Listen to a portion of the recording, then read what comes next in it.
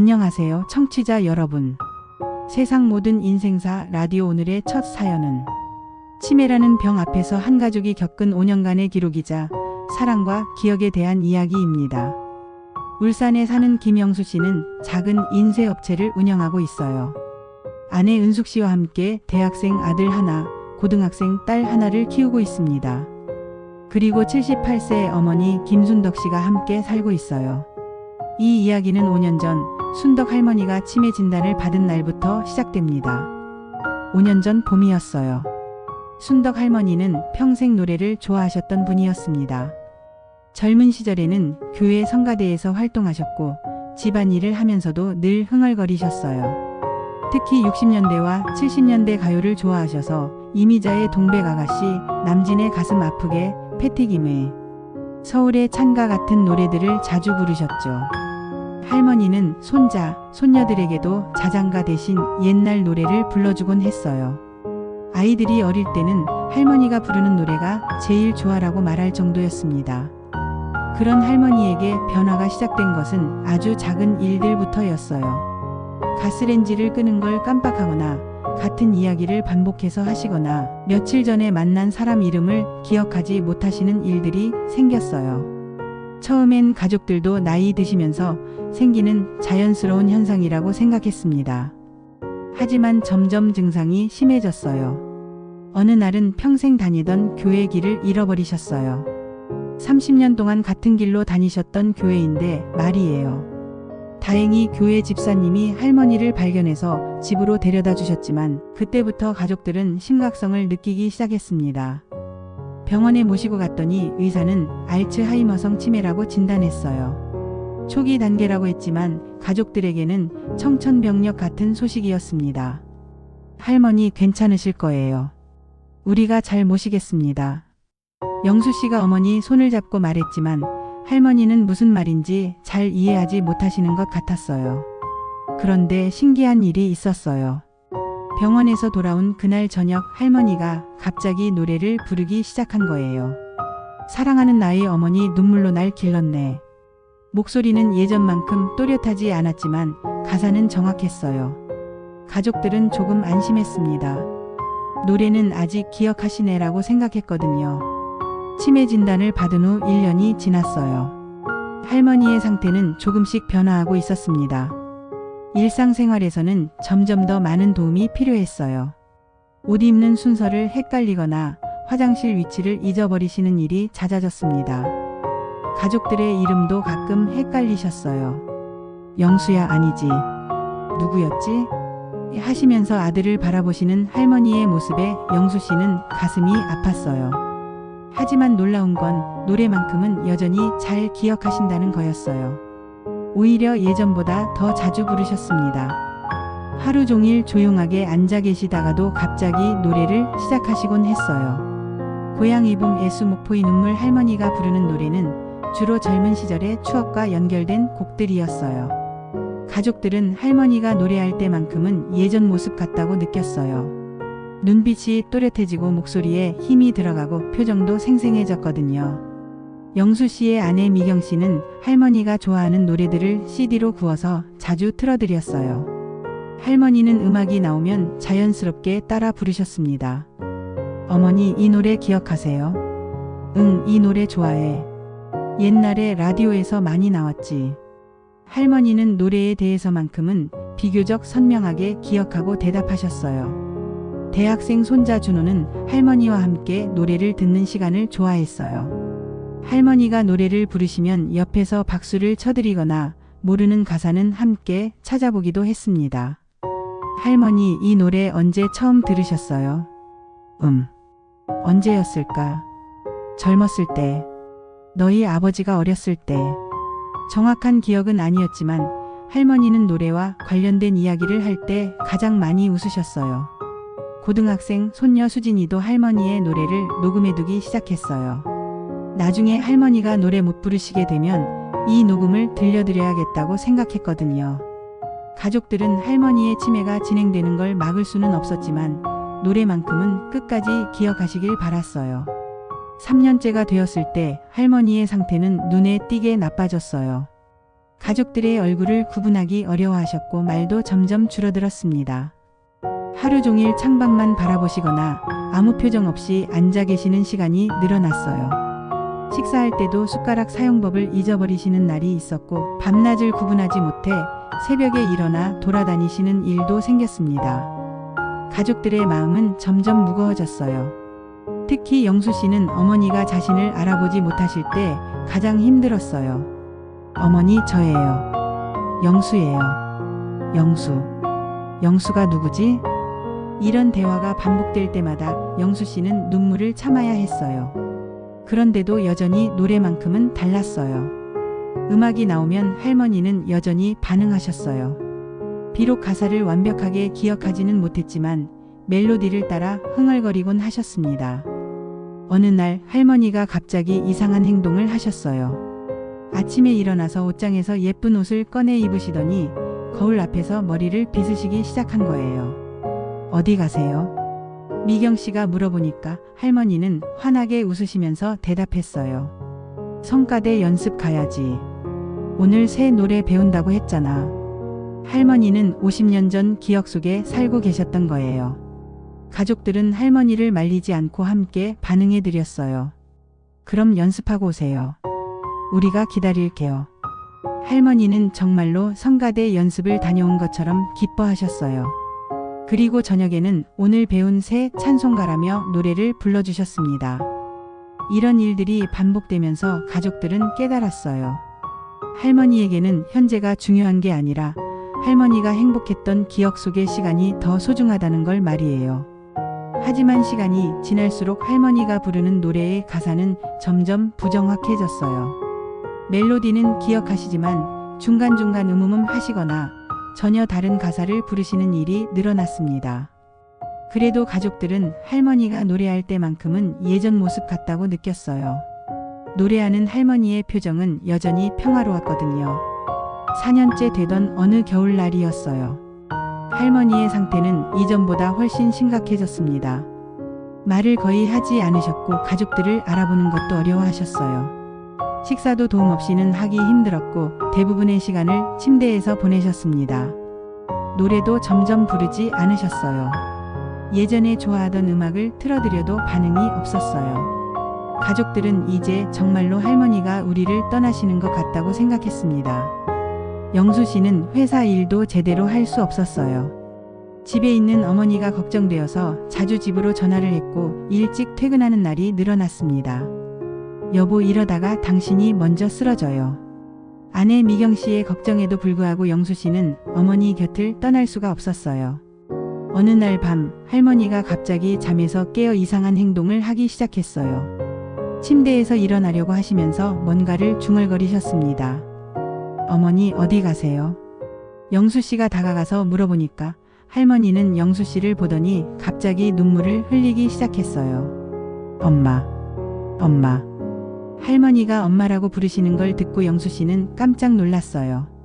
할머니의 어머니, 그러니까 영수 씨의 할머니는 벌써 30년 전에 돌아가신 분이었거든요. 엄마가 어디 계세요? 어머니, 어머니. 할머니는 계속 엄마를 찾으셨어요. 영수 씨는 할머니를 달래면서 함께 앉아 있었습니다. 그때였어요. 할머니가 갑자기 작은 목소리로 노래를 부르기 시작한 거예요. 사랑하는 나의 어머니. 목소리는 떨리고 작았지만 분명히 노래였어요. 영수 씨는 귀를 기울였습니다. 사랑하는 나의 어머니. 눈물로 날 길렀네. 그런데 이상했어요.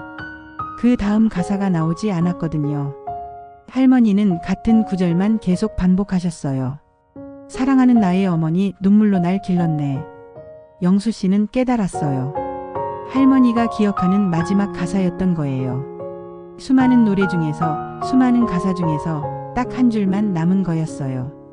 그날 이후로 할머니는 그 한 줄만 계속 부르셨어요. 사랑하는 나의 어머니, 눈물로 날 길렀네. 아침에 일어나셔서도, 식사 중에도, 잠들기 전에도 같은 가사를 반복하셨어요. 처음에는 가족들도 신기해했어요. 할머니가 이 노래는 기억하시나 보다라고 생각했거든요.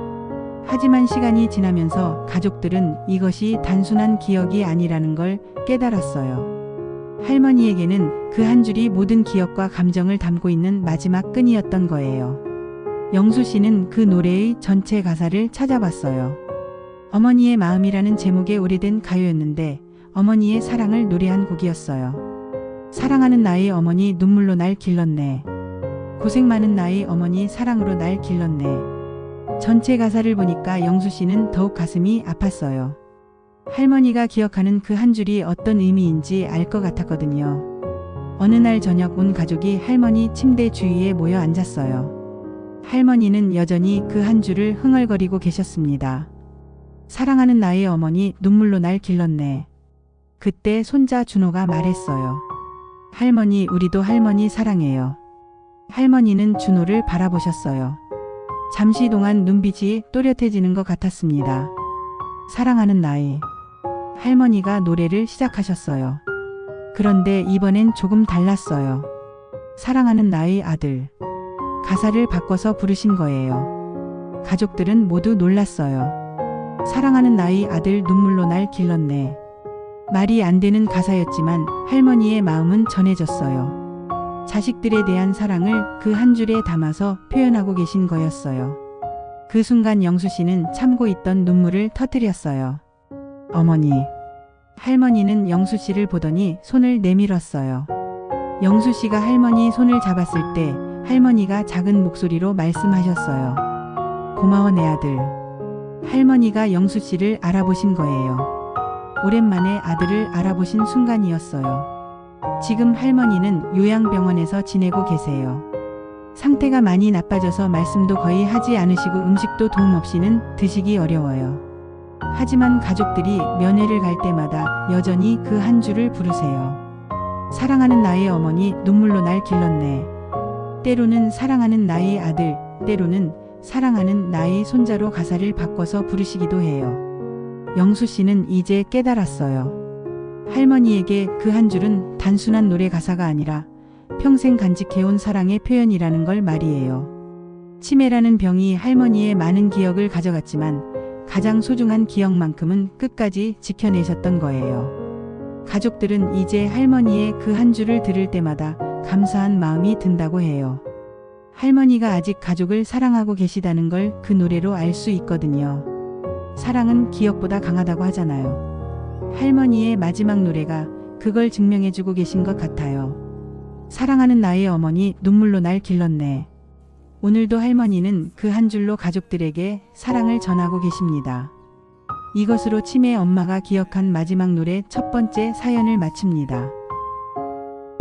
두 번째 사연은 광주에 사시는 이정호 씨의 평범한 가장이었던 한 아버지가 40년간 써온 가계부에 숨겨진 가족 사랑 이야기입니다. 정호 씨는 올해 52세로 중견기업에서 과장으로 일하고 있어요. 작년에 아버지를 암으로 잃었습니다.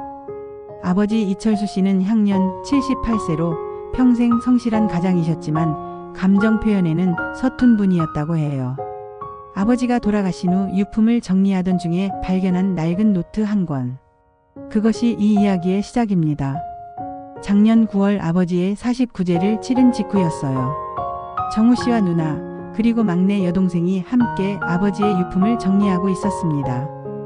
아버지는 평생 정리정돈을 좋아하셨던 분이었어요. 서랍 하나하나가 깔끔하게 정리되어 있었고 중요한 서류들은 모두 파일에 보관되어 있었습니다. 아버지다우시네. 이렇게 정리를 잘 해놓으시고. 누나 정숙 씨가 감탄하며 말했어요. 책상 서랍을 열어보니 두꺼운 노트 한 권이 나왔어요. 정호 씨가 노트를 펼쳐보니 아버지의 정성스러운 글씨로 빼곡히 적혀 있었어요. 1985년 1월 1일. 수입 월급 45만원. 지출 생활비 30만원, 아이들 학비 8만원, 적금 5만원. 가계부였어요. 아버지가 40년간 써온 가계부였습니다. 아버지가 가계부를 쓰셨구나. 동생 미영 씨도 신기해했어요. 평소 아버지는 집안 경제에 대해 자세히 말씀하지 않으셨거든요. 어머니가 모든 살림을 맡아서 하시는 줄만 알았는데 아버지가 이렇게 세세하게 기록하고 계셨던 거예요. 정우 씨가 페이지를 넘겨가며 읽어보니 단순한 가계부가 아니었어요. 수입과 지출뿐만 아니라 아버지의 생각과 걱정들이 함께 적혀 있었거든요. 1985년 3월 15일 정오중학교 입학식. 교복값이 생각보다 비싸다. 하지만 우리 아들이 멋지게 입고 다니는 모습을 보니 기쁘다. 야근을 더해서라도 아이들한테 부족함이 없도록 하자. 정호 씨는 가슴이 뭉클했어요. 자신의 중학교 입학에 대한 아버지의 생각이 기록되어 있는 걸 처음 알았거든요. 1986년 7월 20일 정숙이가 대학에 가고 싶다고 한다. 등록금이 만만치 않지만 딸아이 꿈을 꺾을 수는 없다. 부업을 더 알아봐야겠다. 누나 정숙 씨도 자신에 대한 기록을 보고 눈물을 흘렸어요. 당시 여자아이들은 대학 진학률이 높지 않았던 시절인데 아버지가 딸의 교육을 위해 고민하셨던 흔적이 고스란히 남아 있었던 거예요. 가계부를 더 자세히 읽어보니 아버지의 숨겨진 희생들이 보였어요. 1987년 12월 25일 아이들 크리스마스 선물 구입. 정호 마이너스 축구공 2만원, 정숙 마이너스 인형 1만 5천원, 미영 마이너스 색연필 세트 8천원. 나는 올해도 새 옷은 패스. 내년엔 꼭 아내한테 코트 하나 사줘야지. 아버지는 자신을 위한 지출은 최대한 줄이면서도 가족들을 위해서는 아낌없이 쓰셨던 거예요. 1988년 6월 12일 미영이가 피아노를 배우고 싶다고 한다. 피아노 학원비가 한 달에 3만원. 적금 넣을 돈을 줄여서라도 보내주고 싶다. 음악을 하는 아이들은 정서가 좋다고 하니까. 막내 미영 씨는 울음을 터뜨렸어요. 자신이 피아노를 배울 수 있었던 것이 아버지의 이런 고민과 희생 때문이었다는 걸 처음 알았거든요. 1989년 3월 1일 정호 고등학교 진학. 좋은 학교에 들어갔다. 교복 교재비 등으로 15만원 지출. 이제 3년 뒤면 대학이다. 미리미리 준비해야겠다. 정호 씨는 자신의 고등학교 시절 기록들을 읽으면서 가슴이 아팠어요. 당시 아버지가 대학 등록금을 벌써 걱정하고 계셨던 거예요. 가계부에는 아버지의 부업들도 상세히 기록되어 있었어요. 1990년 4월 5일 택시 야간 운전 시작. 본업 끝나고 저녁 8시부터 새벽 2시까지. 몸은 힘들지만 아이들 교육비를 위해 참자. 1991년 8월 12일 주말에 건설 현장 일용직. 하루 2만원. 더위가 심해서 힘들지만 정숙이 대학 등록금 때문에 어쩔 수 없다. 아버지는 평일에는 회사에서 일하고 밤에는 택시를 몰고 주말에는 건설 현장에서 일하셨던 거예요. 그렇게 벌어들인 돈은 모두 가족을 위해 쓰셨고요. 1992년 2월 14일 정숙이 대학 합격. 등록금 120만원. 지금까지 모아둔 돈으로 충분하다. 우리 딸이 대학생이 된다니 믿어지지 않는다. 누나의 대학 합격 소식에 아버지가 얼마나 기뻐하셨는지가 글씨체에서 느껴졌어요. 평소보다 글씨가 크고 진하게 적혀 있었거든요. 하지만 기쁨도 잠시, 바로 다음 페이지에는 또 다른 고민이 적혀 있었어요. 1992년 3월 1일 정호도 내년이면 대학이다. 정숙이와 동시에 대학을 다니게 되면 등록금이 만만치 않다. 부업을 하나 더 알아봐야겠다. 가계부를 읽다 보니 아버지의 숨겨진 감정들도 발견할 수 있었어요. 1993년 5월 15일 어린이날에 아이들과 놀이공원에 갔다. 입장료 식비로 8만원 지출.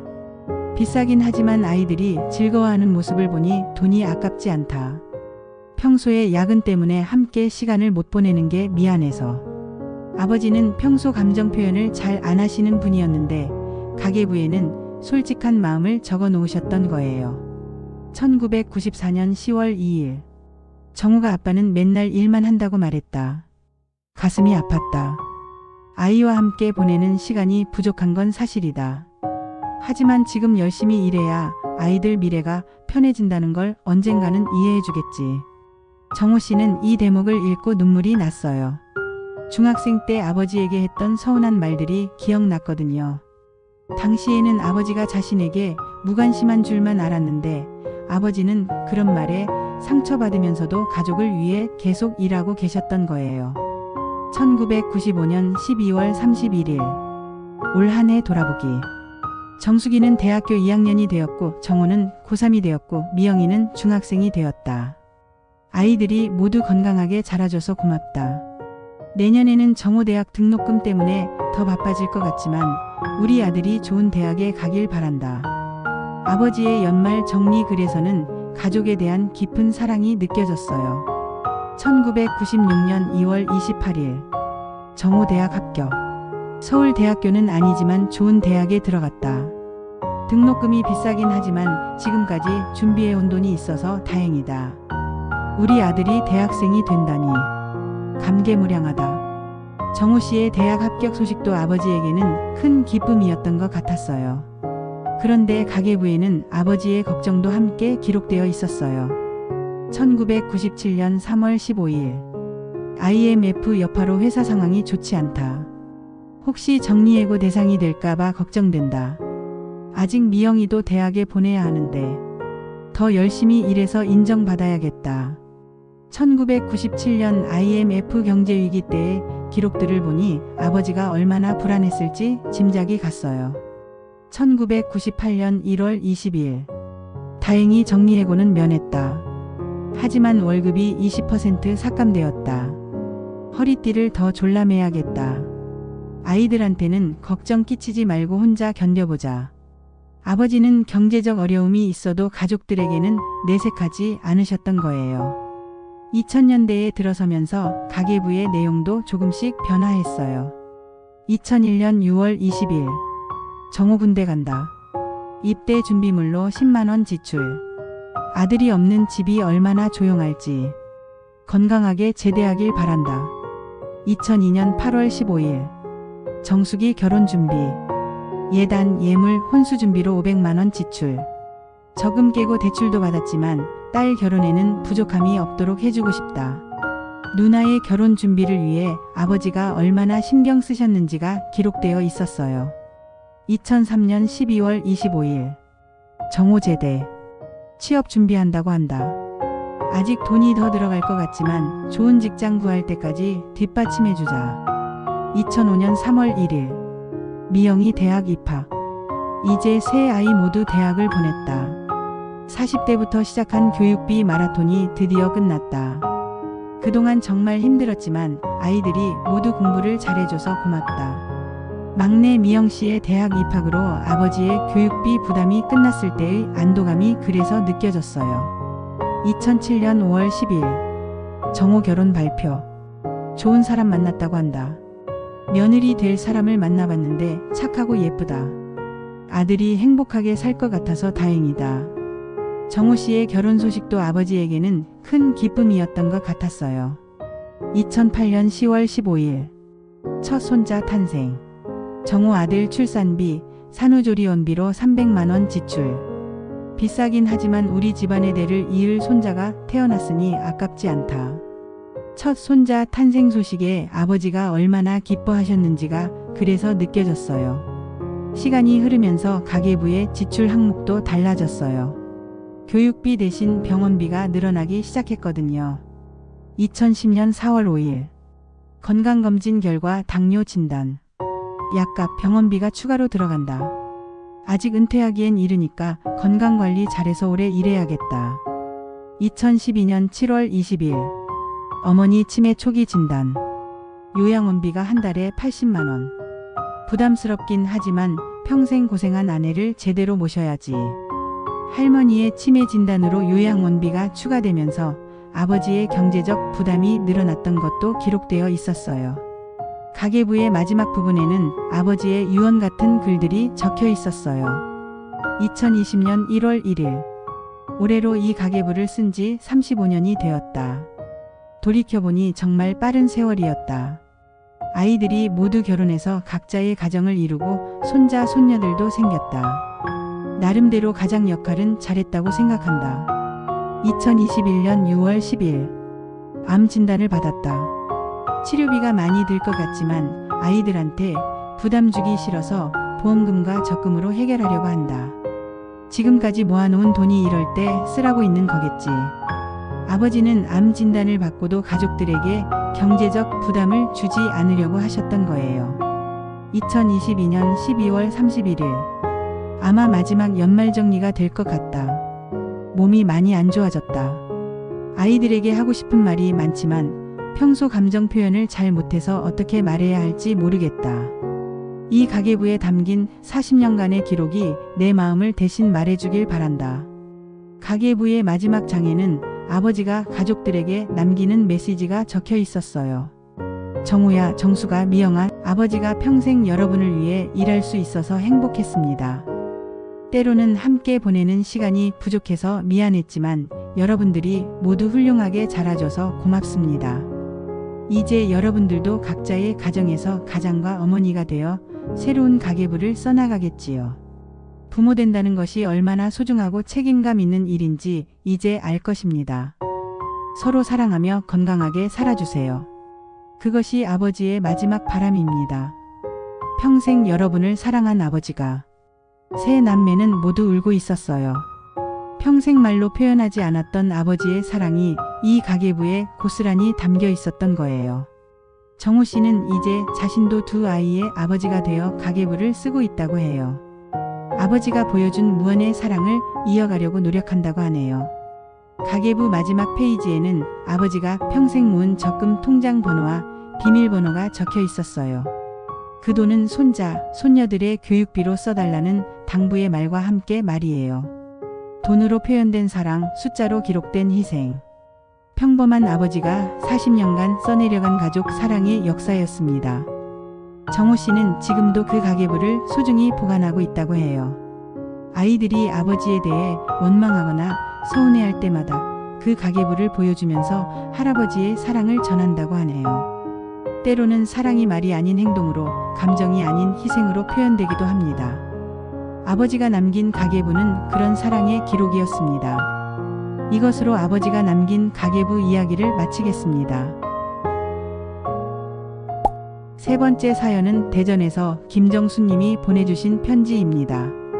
올해 58세이신 김정수님의 이야기 함께 들어보시죠. 안녕하세요. 저는 올해 58세 김정순입니다. 30년 전 결혼할 때만 해도 남편과 저는 정말 행복했어요.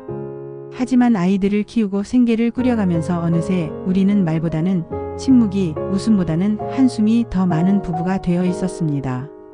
남편은 회사 일로 바쁘고 저는 아이들 뒷바라지와 시부모님 모시는 일로 정신없었어요. 서로를 이해하려고 노력하기보다는 당연히 해야 할 일이라고 생각하며 살았던 것 같습니다. 그렇게 20년이 흘렀고 아이들이 대학에 가면서 집이 텅 비었어요. 그제서야 남편과 둘만 남았는데 할 말이 없더라고요. 뭘 좋아하는지, 뭘 싫어하는지, 꿈이 뭔지 아무것도 모르겠더라고요. 작년 가을 남편이 갑자기 쓰러지셨어요. 뇌경색이었습니다. 응급실에서 의사 선생님이 위험할 수도 있다고 하셨을 때 그제야 깨달았어요. 이 사람 없이는 살 수 없다는 걸. 3개월간 입원하면서 저는 매일 병원에 갔어요. 남편이 깨어나기를 기다리며 손을 잡고 있을 때 생각해보니 언제부터인가 손을 잡은 적이 없었더라고요. 이렇게 거친 손인지도 몰랐어요. 남편이 의식을 되찾았을 때 처음 한 말이 미안하다였어요. 아프게 해서 미안하다고. 그 말을 듣고 얼마나 울었는지 몰라요. 지금은 많이 회복되셔서 지팡이를 짚고 산책도 하세요. 예전에는 TV 앞에만 앉아있던 남편이 요즘은 저와 함께 시장도 보고 동네 한 바퀴도 돌아요. 어제는 처음으로 고마웠다는 말을 들었어요. 30년 만에 처음이었어요. 지금까지 집안일하고 아이들 키우느라 고생했다고 그동안 표현을 못해서 미안했다고. 저도 그제서야 말할 수 있었어요. 나도 고마웠어. 30년간 묵묵히 가족 위해 일해줘서. 이제 60을 바라보는 나이에 새삼 알게 됐어요. 사랑한다는 건 거창한 게 아니라 매일매일 작은 관심과 배려를 나누는 거라는 걸. 그리고 고맙다, 미안하다, 사랑한다는 말을 아끼지 말아야 한다는 걸. 요즘 남편과 저는 새로운 계획을 세우고 있어요. 건강이 허락하는 한둘이서 여행도 다니고 그동안 못했던 이야기도 많이 나누려고 해요. 손자, 손녀들과도 더 많은 시간을 보내고 싶고요. 나이 들어서 깨닫는 사랑이 더 소중할 수도 있다는 생각이 들어요. 젊을 때의 뜨거운 사랑과는 다르지만 더 깊고 진실한 것 같아요. 비슷한 상황에 있는 중년 부부들에게 말씀드리고 싶어요. 너무 늦었다고 생각하지 마세요. 지금이라도 서로에게 관심을 갖고 마음을 표현하세요. 우리에게는 아직 시간이 있어요. 사랑은 나이를 가리지 않죠. 오히려 인생의 경험과 지혜가 더해져서 더욱 깊어질 수 있는 것 같습니다. 여러분도 오늘 집에 돌아가시면 가족들에게 사랑한다, 고맙다는 말을 해보시는 건 어떨까요? 익숙해서 잊고 있던 그 소중한 마음을 다시 한번 전해보세요. 이 영상을 듣고 계신 모든 분들의 가정에 따뜻한 사랑이 가득하길 바라겠습니다. 세상 모든 인생사 라디오 들어주셔서 감사합니다.